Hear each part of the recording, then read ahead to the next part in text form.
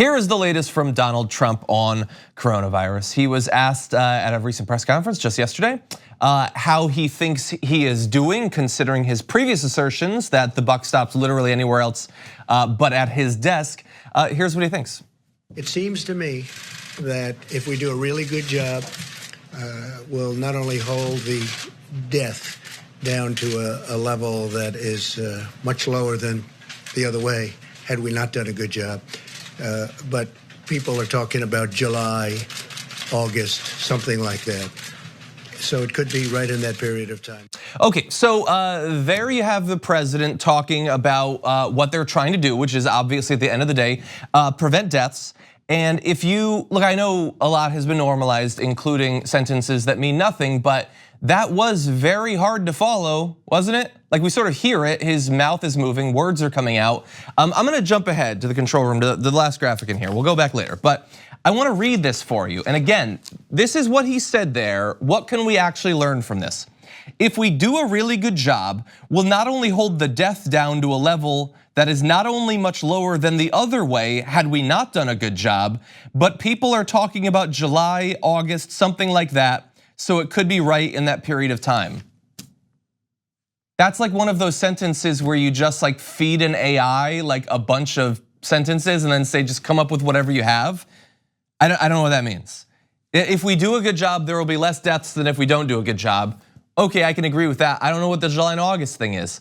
Maybe that is communicating that like deep down he knows there's something that has to do with July and August, but either he doesn't know how to communicate it or he can't actually tell us at this point.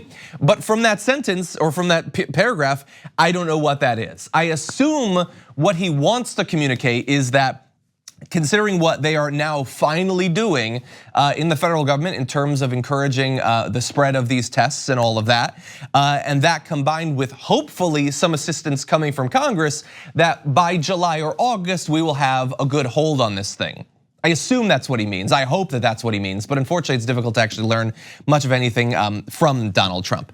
But I will say that those bills, which we've been following for the past few days, they are continuing forward. Yesterday, Louis Gohmert somehow unilaterally stopped a bill from advancing to the Senate that was supposed to aid people who are currently already experiencing economic hardship as a result of the pandemic. They're gonna try again. It kind of looks like maybe Republicans and Democrats are agreeing finally that something needs to be done, but exactly what form that will come in, I can't necessarily say.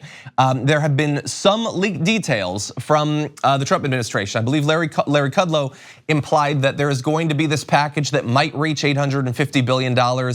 Now that is not assistance to individuals necessarily. Some might be included in that. For the most part, that is bailouts of a number of different industries, including definitely the airlines. They're talking about giving $56 billion to the airlines, which obviously are very hard hit and all of that, but also banks and things like that. Their focus still appears to be, for the most part, on Wall Street.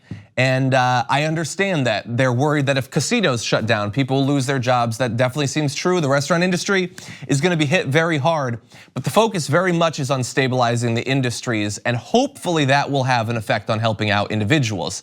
The minority position seems to be, let's help the people directly. Now, I hope there are some good advocates for that position. Representative Ilhan Omar, she is pushing for effectively a limited term UBI. That is an idea that we are seeing start to spread, and that seems like a good starting off point. We'll see if that's what they end up landing on. The good money is always on, they're gonna give billions of dollars to industries. That seems more likely at this point. Aside from that, Donald Trump has been noted to have changed his tone in recent days. He appears to be taking this thing more seriously, and even that garbled nonsense that we played for you before, that was his attempt at like gravitas or understanding. Like it was a little bit more toned down, to be fair. But unfortunately, that doesn't mean that his worst excesses have gone away or that he's not following the lead of right-wing media to this day. And one way that is very clear was in this tweet earlier today. Cuomo wants all states to be treated the same, but all states aren't the same. Some are being hit hard by the Chinese virus. Some are being hit practically not at all. He goes on to continue to attack New York. I believe, look, I don't feel like my job here is to defend Governor Cuomo. I believe what he's saying is that we need to be ready for all states to potentially have outbreaks of this sort. I don't know what Trump thinks he was saying, but I did notice, and I assume you noticed, the Chinese virus reference there, because that's the thing that they're doing right now. They started almost 2 weeks ago on Fox News trying to refer to it as the Chinese coronavirus, the Wuhan coronavirus. And now they've simplified it, it's just the Chinese virus. And to be very clear, the WHO has advised against terms that link the virus to China or the city of Wuhan, where it was first detected, in order to avoid discrimination or stigmatization. And I know that some right-wingers who are physically incapable of feeling empathy for individuals will say, well, what do I care about that PC language? I don't care if I offend China. I understand that. But there are individuals who are either Chinese in America or people think that they are even though they're not. And those individuals are being discriminated against, stigmatized. Their businesses are being devastated by the assumption that they are harbors of the disease. And in some cases, they're being harassed and even attacked.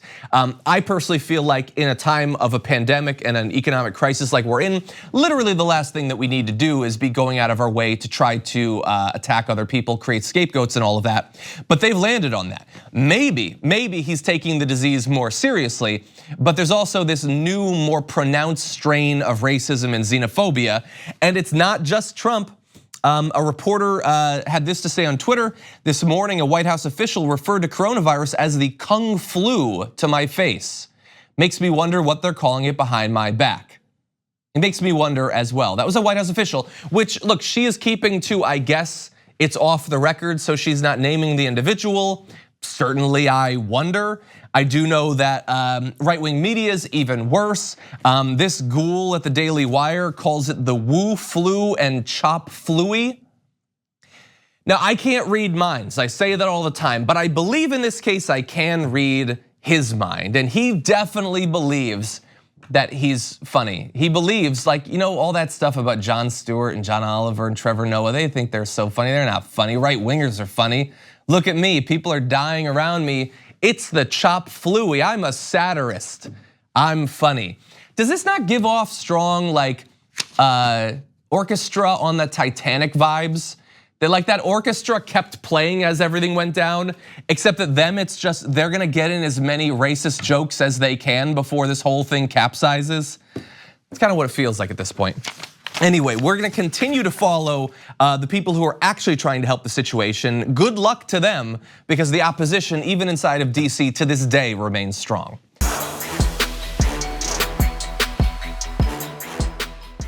Check out the Damage Report podcast each day, wherever you get your podcasts, whether Pocket Casts or Stitcher or iTunes. You can join me as I give you the news and stories you want, with a range of co-hosts and interview guests jumping in on the fun each day. Again, that's the Damage Report, wherever you get your podcasts. And if you get them at iTunes, don't forget to rate and review. Sometimes I'll read them live on the show.